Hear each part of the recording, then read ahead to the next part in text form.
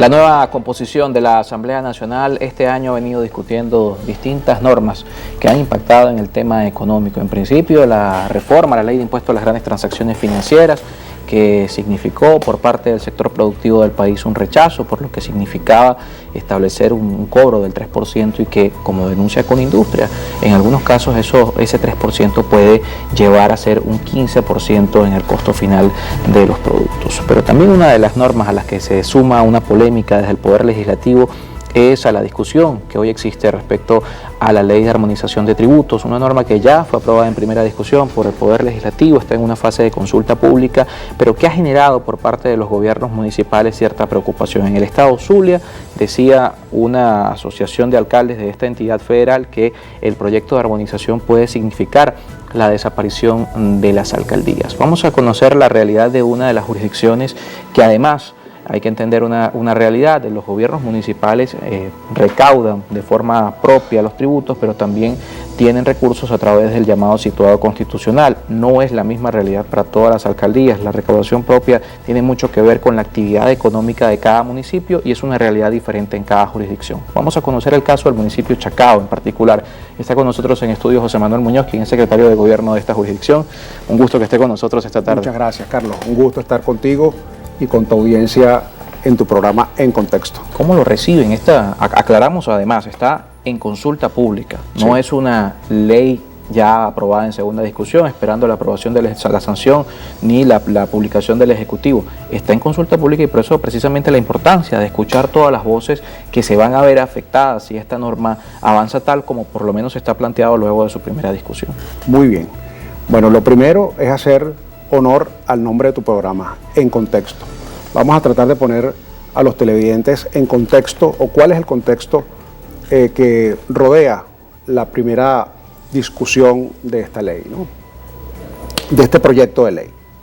Bueno, en primer lugar, debemos recordar que el Estado venezolano tiene mucho tiempo siendo un Estado federal. La Constitución de 1999, a esa connotación de Estado federal se le agrega, por los éxitos precisamente que tuvo en la década de los 90 el proceso descentralizador, la característica de descentralizado.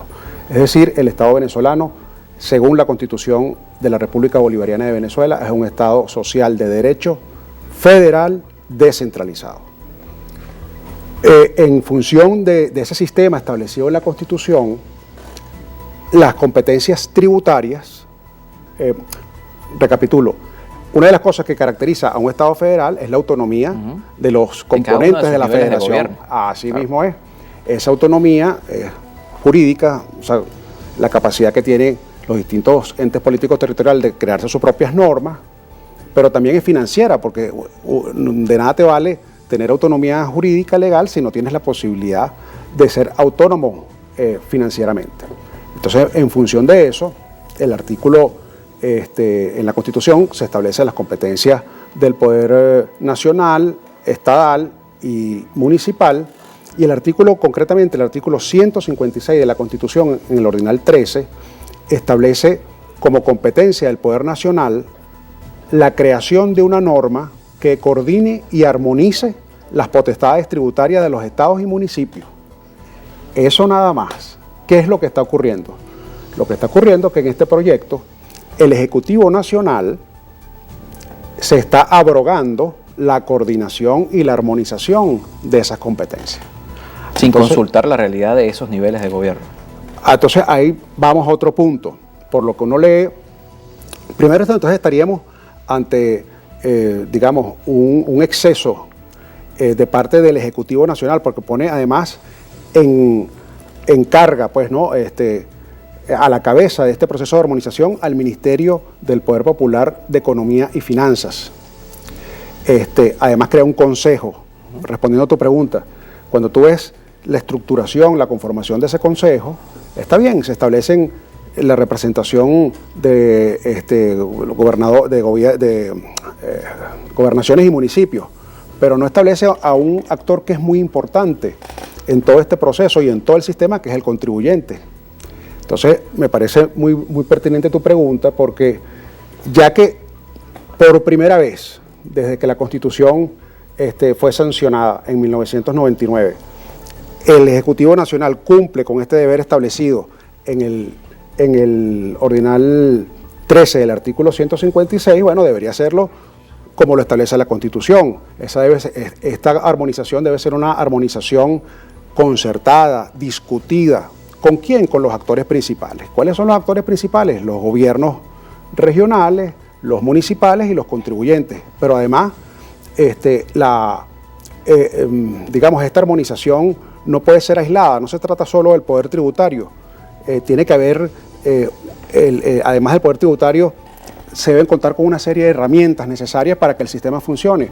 ¿Cuáles son esas herramientas? Bueno, la planificación presupuestaria, la ejecución presupuestaria, tenemos que contar con un sector productivo solvente, fuerte, que sea capaz de generar los tributos que los sistemas necesitan para ser robustos.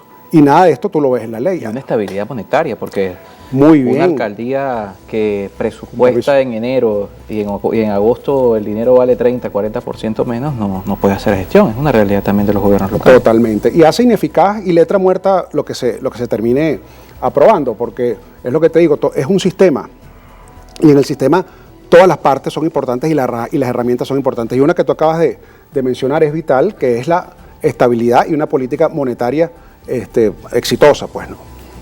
La realidad, como mencionábamos al inicio de la entrevista, la realidad del municipio de Chacao puede ser diferente a la realidad de Carache, en el estado de Trujillo, a municipios más pequeños del país que no tienen un músculo financiero desde el punto de vista de la recaudación propia y que dependen del situado constitucional.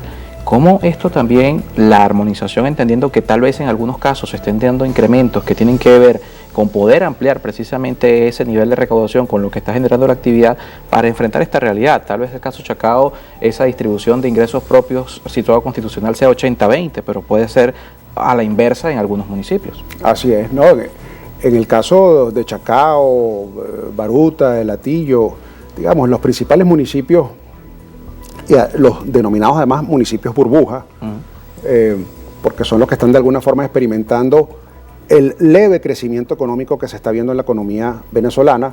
Eso dista mucho de decir una recuperación total de la economía. Lo que estamos viendo es una recuperación ligera y sectorizada. Bueno, en estos municipios se ven los efectos de esa recuperación.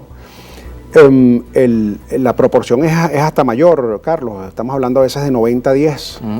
Bueno, lo inverso de lo que ocurre en el país.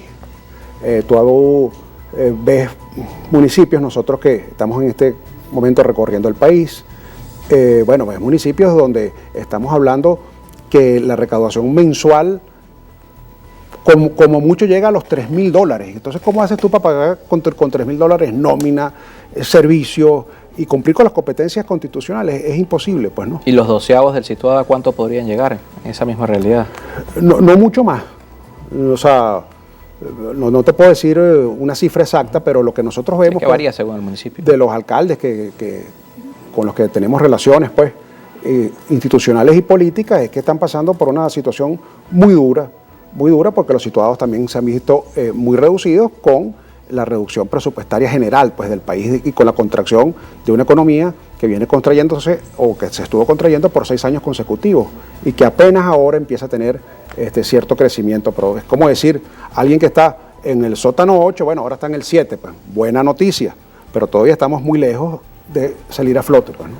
Hay una realidad que aprovechamos, por cierto, un portal web que ha publicado hace algunos días declaraciones de Consecomercio, donde su presidenta, Tiziana Polecel, aseguraba que los impuestos elevados han llevado al cierre de un 40% de los locales comerciales. Lo conversamos luego de la pausa con nuestro invitado, José Manuel Muñoz, cómo la actividad comercial, que en este mismo contexto, donde esta discusión, como dice nuestro invitado, parece ser el Ejecutivo dando cumplimiento a algo establecido en la Constitución de 1999, coincide precisamente con denuncias del sector productivo que tienen que ver con altos impuestos y también con altos costos en materia de servicios públicos que están afectando a los comerciantes. Lo conversamos luego de la pausa. Recuerden, @EnContextoEpisodio y @CarlosPenelosa son nuestras cuentas.